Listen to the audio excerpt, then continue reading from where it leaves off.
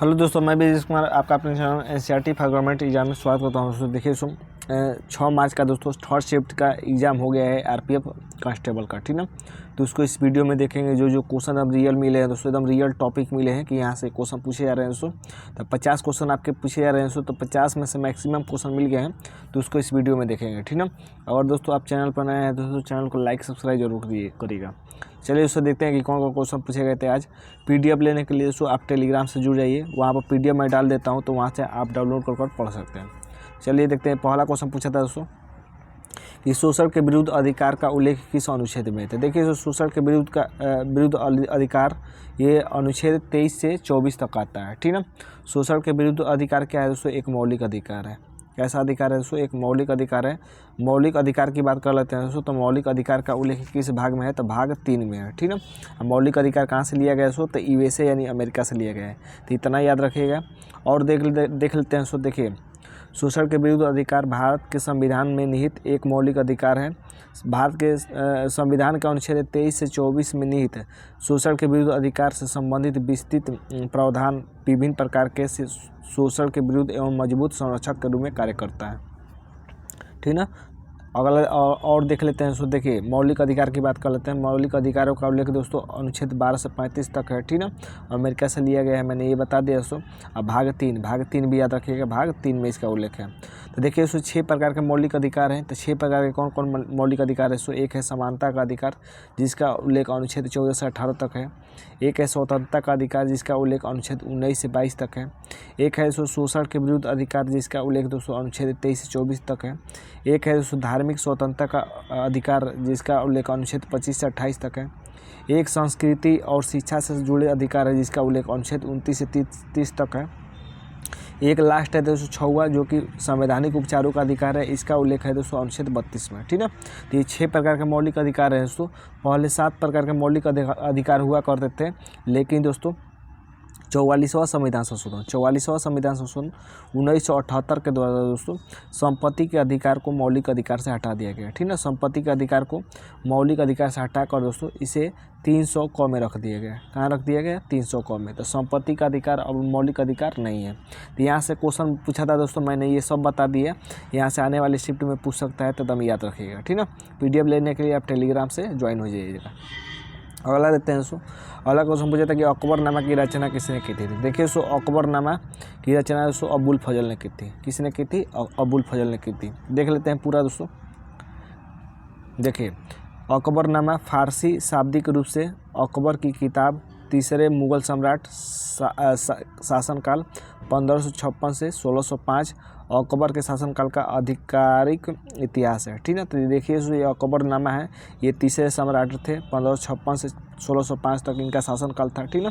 ये अकबर की किताब है। किसकी किताब है अकबरनामा? ये अकबर की किताब है। आगे देख लेते हैं। जिसे अकबर ने स्वयं बनवाया था और उसके दरबारी इतिहासकार और जीवनी लेखक अबुल फजल इब्न मुबारक ने लिखा था। तो किसने लिखा था? अबुल फजल इब्न मुबारक, एक ही नाम है, ने लिखा था। यह फारसी में लिखा गया। तो अकबरनामा किस भाषा में लिखा गया है? फारसी में लिखा गया है, जो मुगलों की साहित्यिक भाषा थी। इसमें उनके जीवन और समय का विशद और विस्तृत विवरण मिलता है। यह बाबरनामा का अनुसरण करता है। यह अकबरनामा किसका अनुसरण करता है? बाबरनामा का। देखिए दर्रे से क्वेश्चन पूछा था, कोई टॉपिक मिल पाया कि दर्रे से क्वेश्चन आया था, तो मैंने यहाँ पर दर्रा ले लिया दोस्तों। आने वाले शिफ्ट के लिए एकदम महत्वपूर्ण है, याद रखिएगा, ठीक ना। देखिए बनिहाल दर्रा अगर पूछे दोस्तों तो जम्मू कश्मीर हो जाएगा। बारालाचल पूछे तो हिमाचल प्रदेश हो गया। बोमडीला दर्रा पूछे तो अरुणाचल प्रदेश हो जाएगा, ठीक ना। दीफू दर्रा पूछे दोस्तों तो अरुणाचल प्रदेश में है। जलेलपा दर्रा कहाँ है? सिक्किम में है, ठीक ना। काराकोरम दर्रा जम्मू कश्मीर में है। और लिपुलेख दर्रा उत्तराखंड में, नाथुला दर्रा सिक्किम में है। रोहतांग दर्रा हिमाचल प्रदेश में है, ठीक। शिवकिला दर्रा हिमाचल प्रदेश में। जोजिला दर्रा जम्मू कश्मीर में।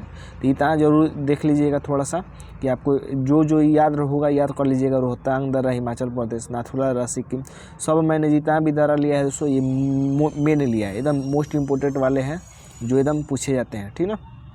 अगला देते हैं। देखिए शास्त्रीय नृत्य से संबंधित क्वेश्चन था दोस्तों। तो देखिए शास्त्रीय नृत्यों की संख्या कितनी है? 108 है। तो देखिए संगीत नाटक अकादमी ने 8 शास्त्रीय नृत्य शैलियों को शास्त्रीय दर्जा दिया है। तो इस 8 शास्त्रीय नृत्य कौन कौन है? एक भरतनाट्यम है दोस्तों, जो कि तमिलनाडु का शास्त्रीय नृत्य है। कथक है दोस्तों उत्तर पश्चिम का शास्त्रीय नृत्य है। कथकली है दोस्तों जो केरल का शास्त्रीय नृत्य है, ठीक ना।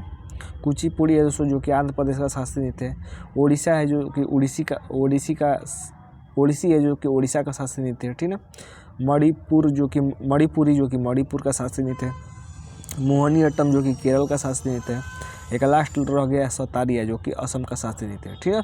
तो ये याद रखिएगा, ये 8 शास्त्रीय नृत्य हैं जो कि हर बार आपके एग्जाम में पूछे जाते हैं। इसमें से कोई एक पूछा था, एक क्वेश्चन पूछा था दोस्तों कि निम्न में से कौन तबला वादक नहीं है। तो देखिए दोस्तों तबला वादक कौन नहीं है ये तो नहीं मिल पाया, ऑप्शन नहीं मिल पाया। तो मैंने यहाँ पर कुछ मेन तबला वादक के नाम लिख दिए हैं, जैसे उस्ताद जाकिर हुसैन तबला वादक हैं, शिव नारायण जोशी तबला वादक हैं, परमानंद जोशी तबला वादक है, चंद्रनाथ शास्त्री तबला वादक है, अल्लाह रखा खां तबला वादक है, शौकत हुसैन खां और जाकिर हुसैन और विजय हगहट, ये सभी क्या है तबला वादक है। जिसमें से दोस्तों मेन जाकिर हुसैन हो गया, शौकत हुसैन हो गया, अल्लाह रखा खां हो गया, ठीक ना। और दोस्तों ये 3 नाम एकदम मेन है जो कि हर बार एग्जाम में पूछे जाते हैं। अगला देते हैं, देखिए पूछा था कि 1857 की क्रांति का नेतृत्व तो लखनऊ से किसने किया था। तो देखिए सो बात कर लेते हैं कि लखनऊ से किसने किया था। तो ये इसका आंसर हो जाएगा बेगम हजरत महल। बेगम हजरत महल ने 1857 की क्रांति का नेतृत्व तो लखनऊ से किया था, ठीक है। और मैंने यहाँ पर लिख दिया जिसको कि कौन कहाँ से किया है नेतृत्व, इसको याद रखिएगा आने वाले शिफ्ट में। कानपुर से दोस्तों नाना साहब ने किया था, लखनऊ से बेगम हजरत महल ने किया था, झांसी से 1857 की क्रांति का नेतृत्व दोस्तों रानी लक्ष्मीबाई ने किया था, जगदीशपुर से कुंवर सिंह ने किया था, दिल्ली से बहादुर शाह जफर ने किया था, ठीक है। तो इतना जरूर याद रखिएगा। ये आपका सेकेंड शिफ्ट में जगदीशपुर वाला पूछा था कि बिहार से किसे नेतृत्व किया था। तो बिहार या जगदीशपुर एक ही है दोस्तों, कुंवर सिंह ने किया था, ठीक है।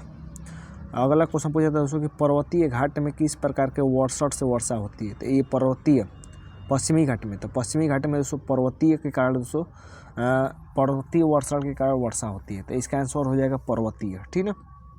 ऑप्शन में भी दिया था पर्वतीय दोस्तों, जो कि वही आंसर हो जाएगा। पूरा देख लेते हैं।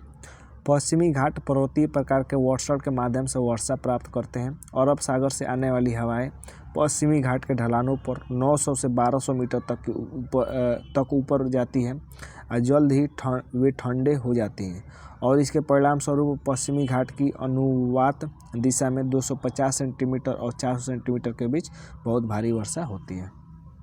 अगला देते हैं, देखिए अगला क्वेश्चन पूछा था कि चौथी पंचवर्षीय योजना से प्रश्न था। तो देखिए सो क्वेश्चन नहीं मिल पाए लेकिन दोस्तों बता रहे थे कि चौथी पंचवर्षीय योजना से क्वेश्चन था। तो देखिए मैंने चौथी पंचवर्षीय योजना के बारे में यहाँ पर पूरा लिख दिया है, इसी में से कोई पूछा होगा। तो देखिए सो सबसे पहले चौथी पंचवर्षीय योजना का कार्यकाल देख लीजिएगा, 1969 से 1974 तक था, ठीक है ना। तो चौथी पंचवर्षीय योजना का मुख्य उद्देश्य शिक्षा के मानकों में सुधार करना था। शिक्षा के मानकों में सुधार करना था। भारत में चौथी पंचवर्षीय योजना 1969 से 1974 तक लागू की गई थी। योजना के शैक्षिक उद्देश्य बहुआयामी थे। इसका उद्देश्य शिक्षा के क्षेत्र में विभिन्न चुनौतियों का समाधान करना था, ठीक है, यानी शिक्षा में बढ़ावा देना था इसका उद्देश्य। चौथी पंचवर्षीय योजना के दौरान 14 प्रमुख भारतीय बैंकों का राष्ट्रीयकरण किया गया। मोस्ट इंपोर्टेंट है, कितने बैंकों को? 14 बैंकों का राष्ट्रीयकरण किया गया था। चौथी पंचवर्षीय योजना भारत में 1969 से 74 तक लागू की गई थी। 1971 के भारत पाकिस्तान युद्ध के बाद भी 14 प्राथमिक भारतीय बैंकों का राष्ट्रीयकरण समाधान था, ठीक है। ये बहुत बड़ी बात है।